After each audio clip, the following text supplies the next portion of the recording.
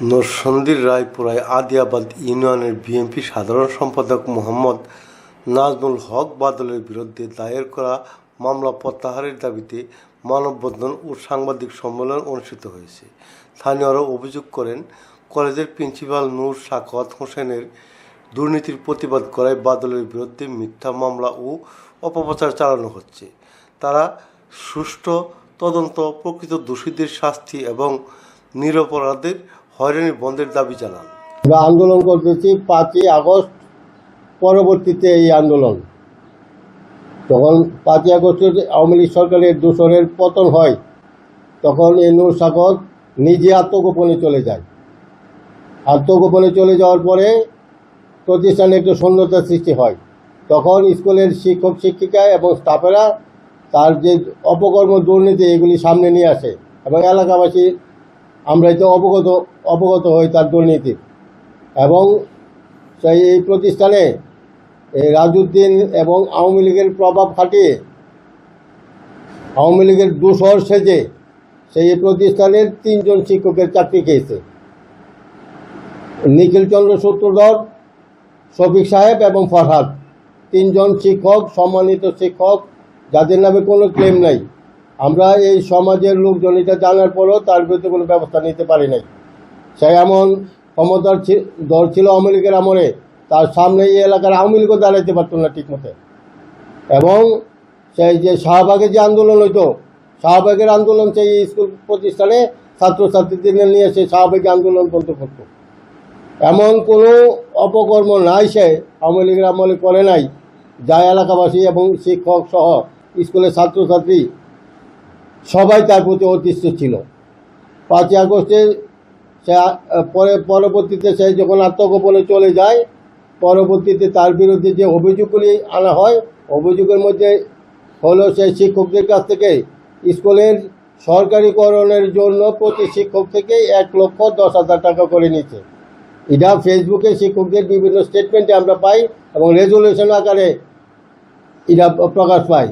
এবং নারী শিক্ষিকাদেরকে সে যে যৌন হয়রানির যে অভিযোগ, তারা লিখিত আকারে সেটা প্রকাশ করে এবং সরকারি অনুদান সহ বিভিন্ন অনুদান চাই নিজে কুক্ষিগত করে, এরকম বহু প্রমাণ এখানে আছে। আমি সময় স্বল্পতার জন্য এগুলো বলবো যে লিখিত আকারে আমরা অভিযোগ দেওয়ার পরে সরকারি তদন্তের মাধ্যমে তাকে দোষী সাব্যস্ত করা হয় এবং তাকে সাসপেন্ড করে এবং নতুন একজন অধ্যক্ষ এখানে নিয়োগ দেওয়া হয়, কবিলউদ্দিন সাহেবকে। এবং তার বিরুদ্ধে যে বিভাগীয় মামলা ছিল, এটা বিভাগীয় মামলা করা হয়। তত্ত্বাবধায়ক সরকারের আমলে এই সচিব শেখ রেহানা পারভিন সে একক শুনানির মাধ্যমে একজন দোষী ব্যক্তিকে কিভাবে সে অবমুক্ত করে দেয়, নির্দোষ প্রমাণ করে একক শুনানি দেবে, সে কীভাবে জানে সে নির্দোষ? তার বিরুদ্ধে লিখিত অভিযোগ দেওয়ার পর প্রমাণিত রিপোর্টের প্রেক্ষিতে তিনি কোনো শুনানি না করে এলাকাবাসী এবং শিক্ষক মহোদয় বা কাউকে কিছু না জেনে তিনি নিজ দায়িত্বে তাকে অব্যাহতি দেওয়ার পরে এলাকাবাসী ক্ষুব্ধ হয়, শিক্ষক সমাজ, ছাত্রছাত্রী সবাই বিক্ষুব্ধ হয়। পরবর্তীতে আমরা তার বিরুদ্ধে আবার আপিল করি। তখন উপদেষ্টা মহোদয় ছিল, উপদেষ্টা মহোদয়ের কাছে আপিল করলে সে বিভিন্নভাবে এটাকে লেন্দি করে শেষ পর্যন্ত এই যে জাতীয় নির্বাচনের পরে আমরা পুনরায় টিউনো সাহেবের মাধ্যমে মাননীয় শিক্ষামন্ত্রীর কাছে আমরা আবার আবেদন করি। এই আবেদনটা টিউনো সাহেবের কাছ থেকে, ডিসি মহোদয়ের কাছ থেকে স্যার হয়ে বর্তমানে শিক্ষা মন্ত্রণালয়ের শিক্ষা মন্ত্রীর কাছে আছে এবং মাননীয় সংসদ সদস্য সহ টিউনো সহ এই প্রশাসনের সমস্ত লোকজন তার এই অপকর্মের ব্যাপারগুলি অবগত। প্রশাসনের এমন কোনো লোক নাই যে তারা জানে না সে যে কী করতেছে। সেই এই অভিযোগের মোকাবেলা না করে সেই বিভিন্নভাবে এটাকে প্রশ্নবিদ্ধ করার জন্য সেই এখানে আওয়ামী লীগের দোসরদেরকে দিয়ে বহিরাগত লোক দিয়ে সে কয়েকবার এখানে ঢোকার চেষ্টা করেছে।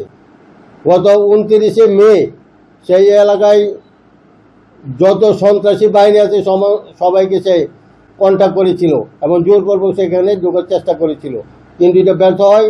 এই ব্যাপারে প্রশাসন, টিউনো মহোদয়, থানার ওসি সাহেব, এসপি সাহেব সহ প্রত্যেকে অবগত ছিল এবং এরা সরাসরি আইসা এলাকাবাসী সহ এবং স্কুলের স্টাফ শিক্ষক দায়িত্ব প্রফেসর তালেব মাস্টার সাহেবের কাছে হস্তান্তর করে যায় যে তদন্ত এবং সরকারি সিদ্ধান্ত ছাড়া সে এখানে ঢুকতে পারবে না।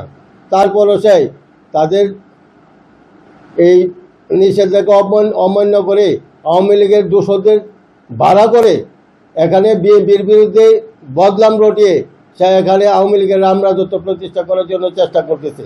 এই উদ্দেশ্য আমরা কখনোই সফল হতে দিব না। এবং সে আমাদের বিরুদ্ধে চাঁদাবাজির অভিযোগ করে। আমরা যদি চাঁদাবাজ হই, এই সমাজের কেউ প্রমাণ করতে পারে, একটা লোক, একটা ছোট লোক যদি বলতে পারে আমাদের জন্ম এখানে, আমরা এই সমাজের একজন সম্ভ্রান্ত মুসলিম পরিবারের সন্তান, আমরা তার বিরুদ্ধে ন্যায়সঙ্গত আচরণ করতেছি, এই প্রতিষ্ঠান থেকে কোনো সুবিধা নেওয়ার জন্য না।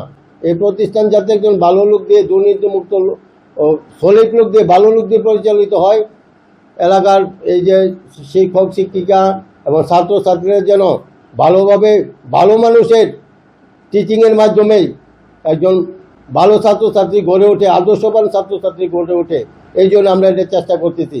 তার মতো দুর্নীতিবাজ, লম্পট এবং এই খারাপ লোক দিয়ে এই প্রতিষ্ঠান পরিচালিত হইতে পারে না।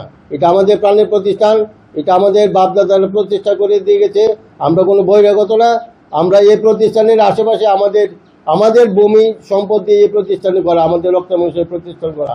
কাজে এই প্রতিষ্ঠানের ভালো মন্দ দেখার দায়িত্ব আমাদের উপরে। এখন আমরা যেহেতু আমাদের পরিবেশ নাই, এখন আমাদের উপরে ন্যস্ত, এটা আমাদেরকে দেখতে হবে, এটা আমরা দেখবো। এবং তাকে কোনো অবস্থাতেই এখানে আমরা জয়েন করতে দিব না। এবং জয়েন করতে পারবে, আমরা যে শিক্ষা মন্ত্রণালয় শিক্ষামন্ত্রীর কাছে যে আবেদন দিচ্ছি, আমাদের বিশ্বাস এবং আস্থা আছে ওনার মধ্যে একজন মন্ত্রী, সৎ মন্ত্রী, ভালো মন্ত্রী, ওনার দপ্তর থেকে যদি উনি নির্দোষ প্রমাণিত হয়ে আসতে পারে তদন্তের মাধ্যমে, তাইলে এলাকাবাসী আমাদের কোনো এ ব্যাপারে কোনো অভিযোগ থাকবে না। এইটা আমাদের বক্তব্য। এ বলে আমি আমার বক্তব্য শেষ করলাম। আল্লাহ হাফেজ। বাংলা জিন্দাবাদ।